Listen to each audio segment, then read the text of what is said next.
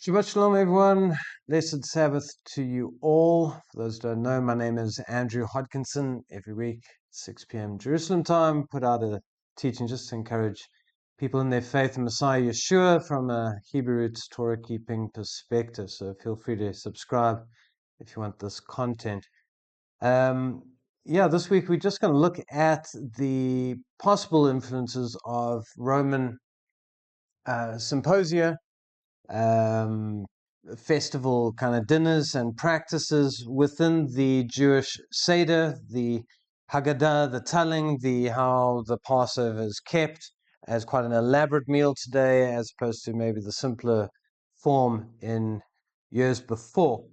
So many of you may know this picture here, traditional Jewish Seder plate. You've got the zerah at the top. Shank bone representing the sacrifice, symbolic of that, and then bitter herbs, the maror, usually horseradish. My family, we use mustard and sometimes even wasabi, whatever we can find. Just add bitterness to the meal, and then below that is charaset. Usually it's a bit more of a paste. It's figs and apple and wine and nuts and a kind of mixture to represent the mortar in Egypt, the brick making. And then there's lettuce, chazeret, and there's karpas, parsley, representing the hyssop used to put the blood on the lintels. Hyssop was a was a disinfectant. That's why David would say, "Cleanse me with hyssop." And then there's a beitzah, the egg that is quite symbolic of new life with the season of spring, as it were, and got some salt water, unleavened bread on the side, and glass of wine as well, very central elements of Passover. And in the middle have the words Pesach.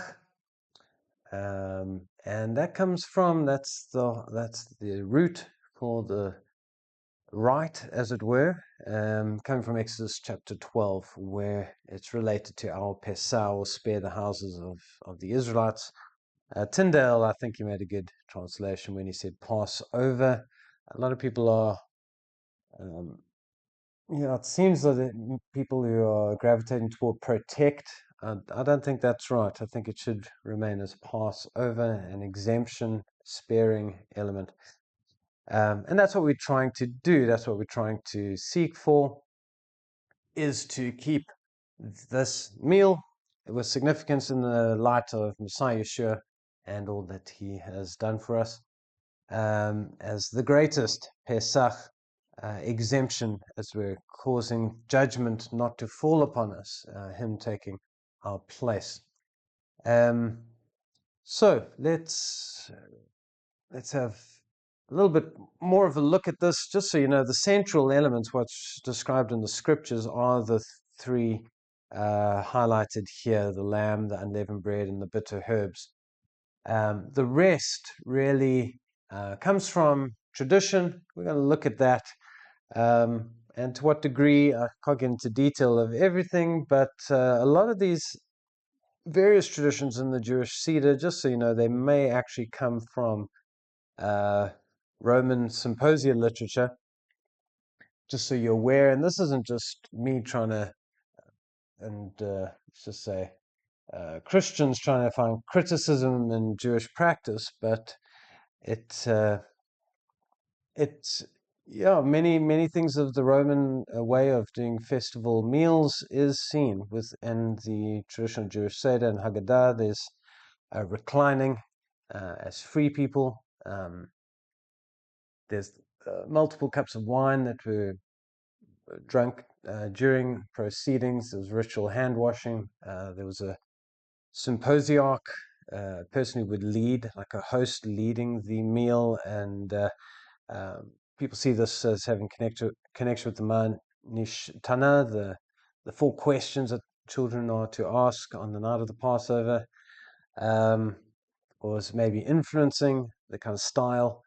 And there was symbolic eating, as dipping of different different elements and different sources and so on. And then there would be certain songs and a final ritual cup as well. So, yeah, this is just something to be aware of. Now, a guy called um, Professor David Golinkin, he's written quite a bit on this, and as a Jewish man, has some wisdom, I think, with regards to this. I think we also need wisdom, otherwise everything can become pagan. Every good idea, even even the nations have good ideas, whether Roman or Hellenistic or Muslim or whatever. It doesn't mean you have to throw them all away, and just to know their context and to use them appropriately. So I was even reflecting this on my own Messianic Haggadah. If anyone wants it, I'll try and put a link that you can use if you wish. But yeah, even within mine, I've got various stages where I have cups of wine. Um, I like to toast to the various elements I see of redemption and salvation, and I like that tradition. And perhaps it does come from Roman symposia or what have you, but who knows? Maybe they got it even from original messianic faith. I've got a psalm here where lifting up the cup of salvation, and these ideas I think are pretty universal ways of commemorating. The other thing are the 4 questions. I enjoy this with my kids. Yes, I kind of lead it. As a kind of host, and maybe these ideas did come from that. But again, I think we can see good reason um, to see this as a biblical idea. Deuteronomy 6, so much in the Torah would lead our children to ask us about certain practices, and then we just bring in the story. So this is obvious. I think these are obvious elements that I have no issue using. Yeah, and then I think we also need to be a bit cautious of what's called association. Um, you know, People think that association is causation, even with regards to the pharaohs. Just to realize in ancient Egypt that yes, Ra was symbolized by the ram, but that doesn't necessarily mean, therefore, that the Passover lambs were symbolic of destroying that god or whatever. Again, let's go to the scriptures, just understand the context of what it is, and be happy with the biblical context, and not always read into everything. Same with messianic fulfillment, or how we see what Messiah does just because he takes a cup after supper. This doesn't necessarily mean that he is engaging in a Roman symposium type dinner. It kind of is what it is. What we know is that he took the cup after supper, and what he said. Same with them singing a hymn. That doesn't mean that necessarily this is the Hillel Psalms that Rabbinic Judaism have said are appropriate. Although I'd love to see what those songs are and know what they are, because it could be very fitting for the season. But really, all we know is they sang a hymn and they went to the Mount of Olives. So just to be, I think, careful with that. Yeah, so I think we need to just be mindful of the various elements that may have influenced, but also not overthink it sometimes. All right, and we need to be also just aware of some of the leaven of Rabbinic Judaism. And it's not the fact that there are traditions. People go a bit too far and think that's the issue. Very often it's just that there's no distinction. And then after a tradition's been around for so long, kind of it turns into the commandment of God. I remember doing a Passover meal quite a few years ago, and a woman who came out of rabbinic, she was a Orthodox Jew, and she came to faith in Messiah Yeshua, and she was just horrified that I did not have the egg at a Passover Seder.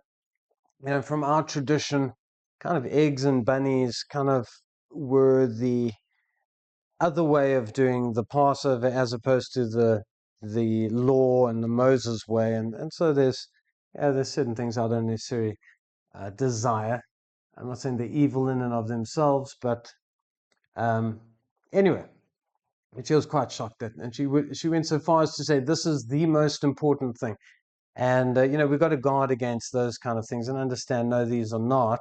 The things that are written in the scriptures are the most important.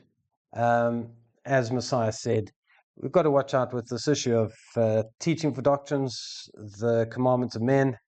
Otherwise, our worship, it affects our worship, how we approach them. And laying aside the commandments of God, you hold the tradition of men. This is what often happens. If we add to scripture, we will actually nullify the original, what is actually said. And a lot of people don't realize many of these traditions are post-temple. That doesn't make them wrong. Nothing wrong with that. It's just understand. And when people try and make them out as though these were from the mountain, problems arise. Even I want to talk about this at some point. The scribes also, they can do some things where they seem very godly, and you read into the text and you see various things, and wow, it looks a certain way. But often it might start off as a nice tradition to highlight certain words or to show how they made the Torah scroll and different gaps and different letters and how they did certain spacing to have certain meaning. But then it crosses over into that idea of goes back to the mouth, and the rabbis have searched and they've found this, the meaning within this, and then people are in awe of this. Meanwhile, it's a created thing of man. You don't find this in scrolls. The Dead Sea Scrolls don't have many of these things. And now today they would say it's an unkosher scroll if it doesn't have these various elements. So another thing we must, I think, guard against. Moving on with issues of rabbinic Judaism, but again, just going to this phrase of Professor Galinkin, this Jewish man. He says, we're bombarded today by a host of outside influences from the Western world. It's also the Muslim world. Aristotle influenced much of Maimonides, the Hellenistic world, Roman world, so it's true.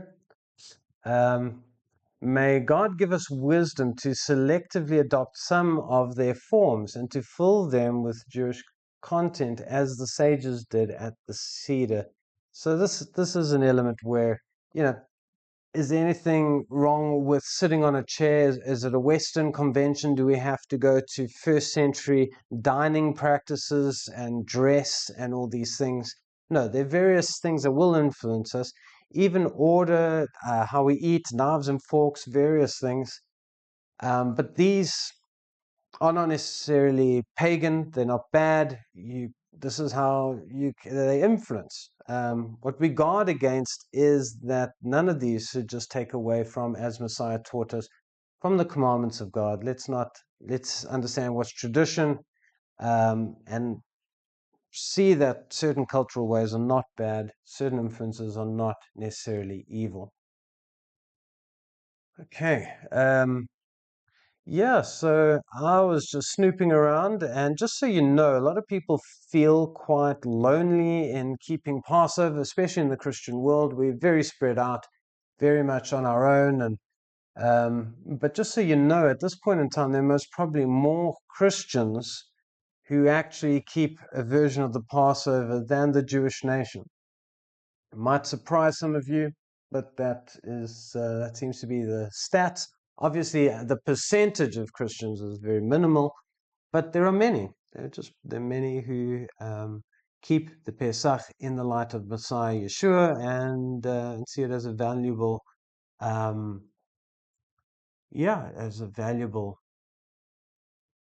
right and service to perform. So snooping around, looking at some believers and where they're at and how they do. I do find this fun to have a look. This looks a bit more like my family. See various elements there, children getting into their activities here, dad trying to keep some composure there and lifting up the cup and take your priestly role, as it were, and reading the story of some form. See unleavened bread, various things, and just the telling of the story, reminding people of what it means to belong to the house of Israel, to this commonwealth, to believe in Jacob's God. I think these things are all good. This is, I think it was Messianic Jewish kind of Siddur. Yeah. Anyway, lots of different believers doing things. I found this family, I think this encapsulates a good sense of, I think, occasion, dressing up, make something significant of it. I see the guys even wearing a tie and telling the story and making something special of it. I really think this is where we need to go. And yes, we do incorporate different traditions, but the heart is to get back to the commandments of God. And so I end with the scripture here to encourage all those who may be considering.